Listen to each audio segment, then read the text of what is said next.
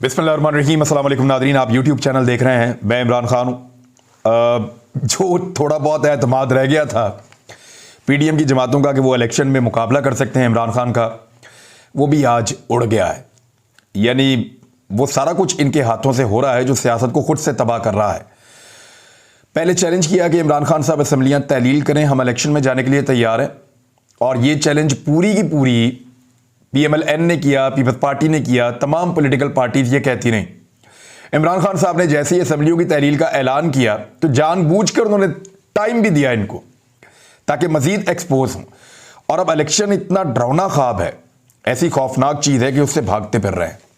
और भागते भागते यहां तक पहुंच गए हैं कि रात के वक्त, यानी वो दफ्तर जो ये ऑफिसर चले जाते हैं, मैंने आज पता किया वहां से 5-6 बजे 7 बजे चले जाते हैं सब लोग, मैक्सिमम मगरिब के बाद सब लोग चले जाते हैं।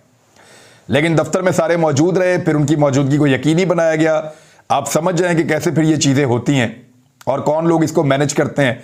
बड़े ताकतवर लोग हैं और बड़े लंबे हाथ हैं उनके, तो वो फिर मैनेज किया गया। और फिर तहरीक अदम एतमाद स्पीकर के खिलाफ, तहरीक अदम एतमाद डिप्टी स्पीकर के खिलाफ, तहरीक अदम एतमाद वजीर आला पंजाब के खिलाफ, और एतमाद का वोट लेने के लिए भी गवर्नर पंजाब ने कह दिया। पहले तो गवर्नर पंजाब ने एतमाद का वोट लेने का क्या कहा वो आप देख लें।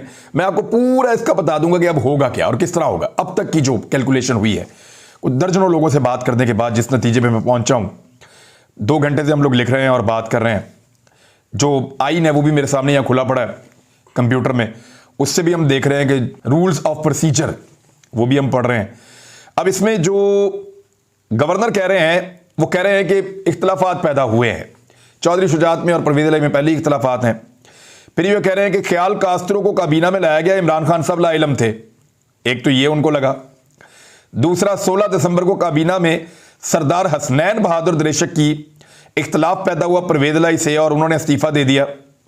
वैसे ये तो खबर तो मैंने दी थी, खबर ठीक है, लेकिन हसनैन बहादुर दरेशक जो हैं उन्होंने कहा कि उन्होंने निजी वजूहात पर इस्तीफा दिया है। तीसरा, 4 दिसंबर 2022 को परवेज़ इलाही ने कहा कि वो मार्च 2023 में सूबाई असम्बली उससे पहले तहलील नहीं करेंगे, मार्च तक असम्बली चलेगी। और इमरान खान का साहब का बयानिया कि अभी तहलील कर देंगे जुम्मे को, तो ये भी इनमें भी तसाद है। तो भी जितना मर्जी तसाद हो, एक आदमी कहता है कि मैं कभी असम्बलियाँ तहलील नहीं करूँगा और अगले मिनट में वो कर देता है, तो उसकी मर्जी है, वो इत्तेहादी है, जो मर्जी करें। लेकिन फिर भी गवर्नर साहब का ये एतराज़ है। और अगला एतराज़ ये है कि 18 दिसंबर को परवेज़ इलाही ने कहा कि इमरान खान ने मुझे साथ बिठाकर जनरल बाजवा के खिलाफ बोलकर बड़ी सख्त ज्यादती की है। ये तो गिला शिकवा उन्होंने किया है, तो ठीक है, उनकी अपनी पॉलिसी है, इमरान खान की अपनी पॉलिसी है, लेकिन वो इत्तेहादी तो है। 5वां, उन्होंने ये कहा कि इन हकायक के बाद मेरे पास सबूत है, ये हकायक सबूत हैं कि परवेज़ इलाही असम्बली में अक्सरियत खो चुके हैं। लिहाजा आर्टिकल 130 की शिक नंबर 7 के तहत पंजाब असम्बली का इजलास गवर्नर बुला रहे हैं और शाम 4 बजे उन्होंने कहा जी फिर एतमाद का वोट आप उसके बाद लें। अब देखिए, जब इजलास चल रहा होता है ना, तो मुझे कुछ लोगों ने यह भी राय दी है कि चलते हुए इजलास के अंदर एतमाद का वोट लेने के लिए नहीं कहा जा सकता। एतमाद के वोट के लिए एक नया इजलास बुलाना पड़ता है जिसमें एतमाद का वोट लेना होता है। एक नया इजलास बुलाएंगे तो उसमें एतमाद का वोट लेंगे ना। तो एक इजलास जो पहले से चल रहा है, जो खत्म ही नहीं हुआ, तो उसमें आप नया इजलास कैसे बुला सकते हैं? एक आईनी पहलू। दूसरा, ये जो वजूहात बयान की गई हैं, ये इंतहाई कमजोर वजूहात हैं। इनकी बिना पर एतमाद का वोट लेने का कहा जा सकता है या नहीं कहा जा सकता, ये एक और बड़ा सवाल पैदा हो जाएगा।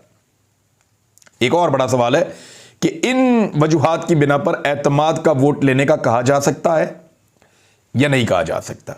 जो वजूहात बज़ाहिर गवर्नर साहब ने दी हैं, और इस पर कुछ लॉयर्स का कहना है कि इनको तो अदालत में चैलेंज किया जा सकता है। हम अदालत चले जाएंगे कि गवर्नर ने एतमाद का वोट वो अगला इजलास तब बुला सकता है जब ये इजलास खत्म होगा, नंबर 1। नंबर 2, ये जो वजूहात पेश किए हैं, इनकी बिना के ऊपर एतमाद का वोट लेने की जरूरत नहीं है। नंबर 3, अदम एतमाद पहले ही आ चुकी है, लिहाजा उस अदम एतमाद के ऊपर वोटिंग करवाई जा सकती है। अगर अपोजिशन के बाद नंबर पूरे हैं तो वो अदम एतमाद कर दे आके। तो ये बड़ा सिंपल हो सकता है, अदालत में जाके चैलेंज हो सकता है। तो ये तो है एतमाद के वोट का मामला। अब आ जाए अदम एतमाद। अदम एतमाद के ऊपर जब भी वोटिंग होगी ना, तो पहले होगी स्पीकर की और उसके बाद होगी डिप्टी स्पीकर की। कानून क्या कहता है इसमें, आइन क्या कहता है? रूल्स ये कहते हैं कि जब स्पीकर और डिप्टी स्पीकर के खिलाफ तहरीक अदम एतमाद पेश कर दी जाए तो उसके बाद वो चेयर नहीं कर सकते असेंबली को। अब क्योंकि वो टेबल हो गई हैं, 3 अदम एतमाद हैं, वजीर आला, स्पीकर और डिप्टी स्पीकर। तो स्पीकर और डिप्टी स्पीकर की पहले बात करते हैं कि जब उनके खिलाफ तहरीक अदम एतमाद आ जाए तो फिर वो असेंबली को चेयर नहीं कर सकते। तो कौन करेगा? तो panel of chair. Panel of chair जो है, ये जब स्पीकर और डिप्टी स्पीकर मौजूद ना हो तो दीगर अराकीन होते हैं जो आते हैं और असेंबली की प्रोसीडिंग्स को चलाते हैं। वहां पे गालिबन पाकिस्तान तहरीक इंसाफ के हैं या कुछ लोग कह रहे हैं पीपल्स पार्टी के हैं, लेकिन जो भी होगा वो पैनल ऑफ चेयर होगा और वो सबसे पहले वोटिंग करवाएगा अदम एतमाद के ऊपर स्पीकर पे। जब स्पीकर पे वोटिंग करवाएगा, जो मुझे अभी तक समझ आई है, तो वोट तो पूरे होने चाहिए, लेकिन ये है खुफिया बैलेटिंग, सीक्रेट बैलेटिंग। उसमें स्पीकर के वोट इधर उधर भी हो सकते हैं और इस मर्तबा हो जाएंगे। जितना पैसा इस्तेमाल किया जा रहा है, जितनी ताकत इस्तेमाल की जा रही है, वही गंदा घिनौना खेल पाकिस्तान में दोबारा खेला जा रहा है और कोशिश की जा रही है कि पीडीएम को बचाया जाए और पाकिस्तान में इमरान खान को हुकूमत में आने से हर सूरत में रोकने की कोशिश की जाए।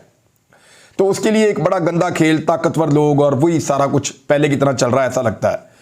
और उसमें जो है वो स्पीकर के उड़ जाने के इम्कानात इसलिए ज्यादा हैं कि हो सकता है कि काफ लीग के लोग सब्तैन खान जो स्पीकर है पंजाब असेंबली के, उनको वोट ना डालें और वो फारिग हो जाएं, और इसी तरह डिप्टी स्पीकर भी फारिग हो जाएं।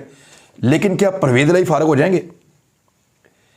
जो अदम एतमाद परवेज इलाही के खिलाफ है उसमें शो ऑफ हैंड होगा, उसमें सामने आकर वोट डालना पड़ेगा और इसके ऊपर लगेगी डिफेक्शन क्लॉज।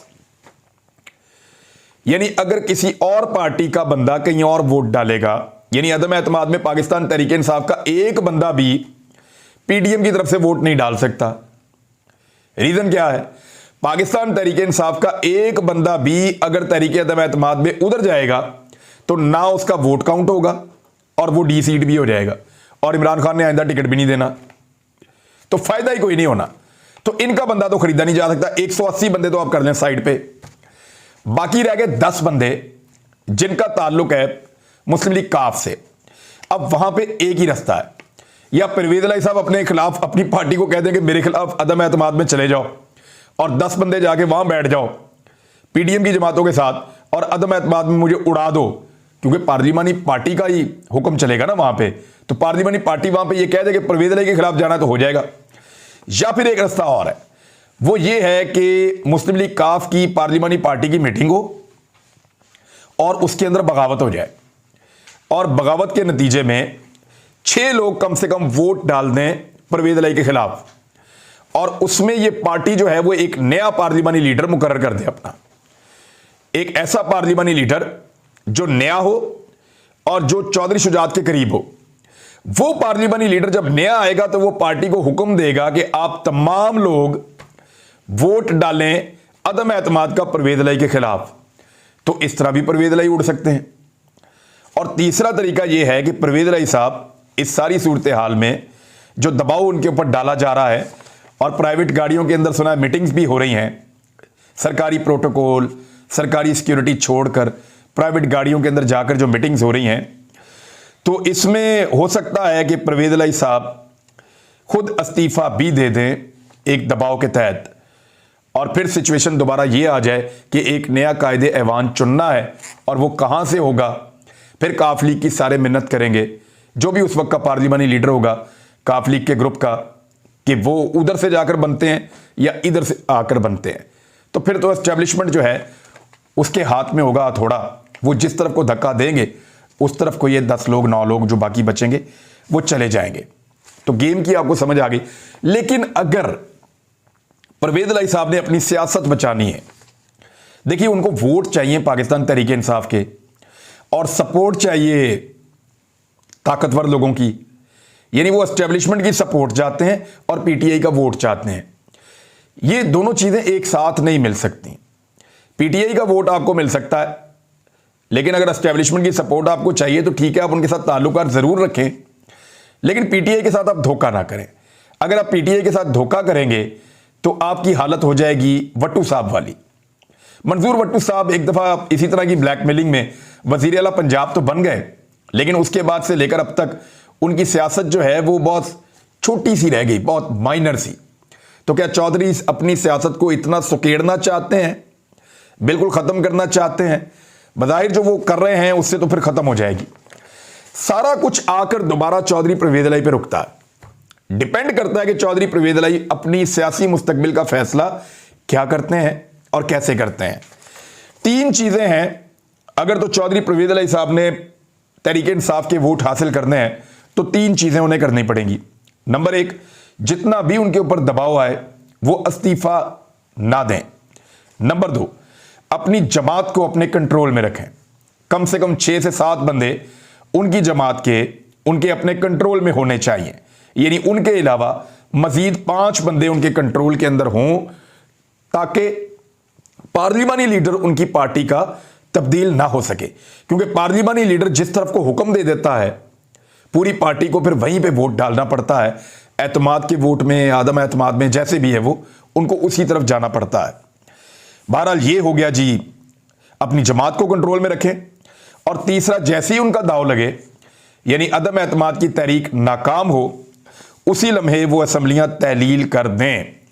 लेकिन एक बात जो है वो इसमें साबित हो गई है, और साबित ये हो गया है कि पीडीएम की जमातें जो हैं उनमें अब वो दमखम नहीं है कि वो मुकाबला कर सकें इलेक्शन के अंदर। ये एक आखिरी दाव है, इसके साथ कितना लंबा किया जा सकता है। यानी मेरी इंफॉर्मेशन के मुताबिक पीएमएल-एन के 2 लोगों ने एक सूबाई वजीर पाकिस्तान तहरीक इंसाफ के उनसे राब्ता किया है, एक आदमी ने एक और एमपीए से राब्ता किया है, और इस तरह कुछ 6 लोग पीएमएल-एन के राब्ते में हैं पाकिस्तान तहरीक इंसाफ के लोगों के साथ। और वो बार बार ये कह रहे हैं कि आप हमें टिकट दे दें, पाकिस्तान तहरीक इंसाफ का हमें गारंटी करें कि फ्यूचर हमारा आपके साथ होगा, तो हम इस्तीफे दे देते हैं सूबाई असम्बली से। अगर ये इस्तीफे आ जाते हैं 6 तहरीक अदम एतमाद से पहले, तो फिर तहरीक अदम एतमाद भी कामयाब नहीं हो सकती, फिर अल्टीमेटली इलेक्शन में ही जाना पड़ेगा। और अगर इन 6 इस्तीफों के अलावा देखें, मुस्लिम लीग काफ के जितने लोगों को परवेज इलाही साहब ने अपने साथ 10 लोगों को रखा हुआ है, उन सबको यह लालच दिया हुआ है कि पाकिस्तान तहरीक इंसाफ की जो मकबूलियत है वो आपके काम आएगी। कैसे काम आएगी? जनरल इलेक्शन में हम पाकिस्तान तहरीक इंसाफ के साथ अलायंस करेंगे, आपको पास हमारा टिकट होगा, पाकिस्तान तहरीक इंसाफ का वोटर इमरान खान के कहने के ऊपर आप लोगों को वोट डालेगा।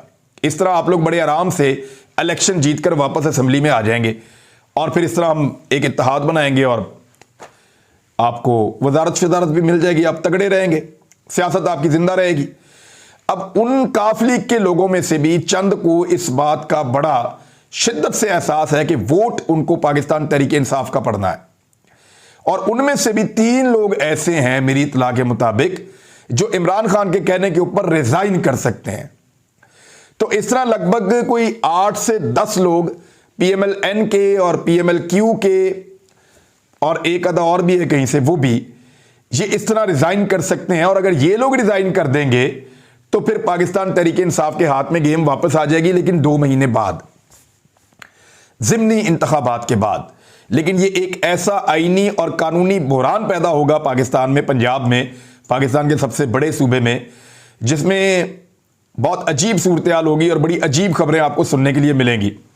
और ये सब कुछ पता है पाकिस्तान में कब हो रहा है? ये सब खरीदो फरोख्त, करोड़ों रुपए इधर, करोड़ों रुपए उधर, उसको खरीद लो, उसको मना लो, इसको दबा दो, इससे खुफिया मीटिंग कर लो, फलां की हुकूमत बचा लो, उसको आने से रोको।